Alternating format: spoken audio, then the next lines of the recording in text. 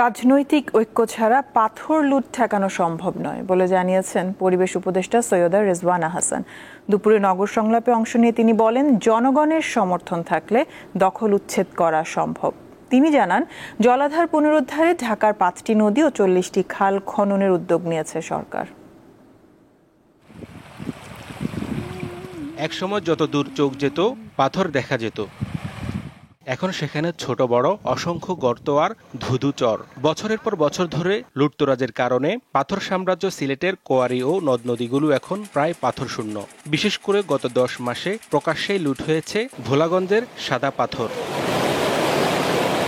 এমন বাস্তবতায় রাজধানীর সিরডাপ মিলনায়তনে ঢাকার জলাধার পুনরুদ্ধারে চ্যালেঞ্জ ও সম্ভাবনা শীর্ষক সংলাপের আয়োজন করে নগর উন্নয়ন সাংবাদিক ফোরাম।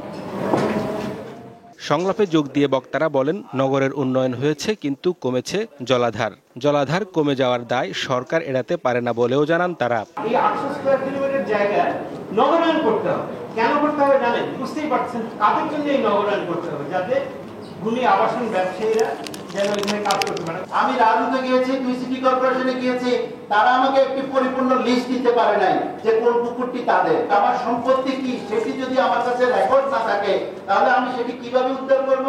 বাসযোগ্য শহরের যে তালিকা, যেটা সব মানে একদম আমরা পিছনের দিক থেকে অল্প কয়েকটার মধ্যে আছি এবং বুঝুন আমরা কত খারাপ একটা শহরে বাস করি। প্রধান অতিথির বক্তব্যে বন ও পরিবেশ উপদেষ্টা সৈয়দা রেজওয়ানা হাসান বলেন, জনগণের সমর্থন এবং রাজনৈতিক ঐক্য থাকলে পরিবেশ রক্ষায় দখল উচ্ছেদ করা সম্ভব। পাথর উত্তোলন অবৈধভাবে রোধ করা প্রশাসন করবে, সেখানে প্রশাসনের ওই রাজনৈতিক সমর্থনটুকুন লাগে, যেটা আমরা বারবার নদীর ক্ষেত্রে জলাশয়ের ক্ষেত্রে দেখেছি, সেটা একেবারেই অনুপস্থিত। জলাধার পুনরুদ্ধারে সরকারের উদ্যোগের কথাও জানান তিনি। শুধুমাত্র তুরাগে 179টা শিল্প কারখানা দূষণ করছে। আমরা গাজীপুর থেকে শুরু করেছি দূষণকারী শিল্প প্রতিষ্ঠানের সকল সংযোগ আমরা বিচ্ছিন্ন করে দিচ্ছি। চলনবিলে বিশ্ববিদ্যালয়ের ক্যাম্পাস গড়ে তোলার বিষয়ে এখনো চূড়ান্ত সিদ্ধান্ত গ্রহণ শেষ হয়নি বলেও জানান পরিবেশ উপদেষ্টা। আইনি কাঠামো লাগবে। হেদায়েতুল্লাহ সীমান্ত, দীপ্ত সংবাদ, ঢাকা।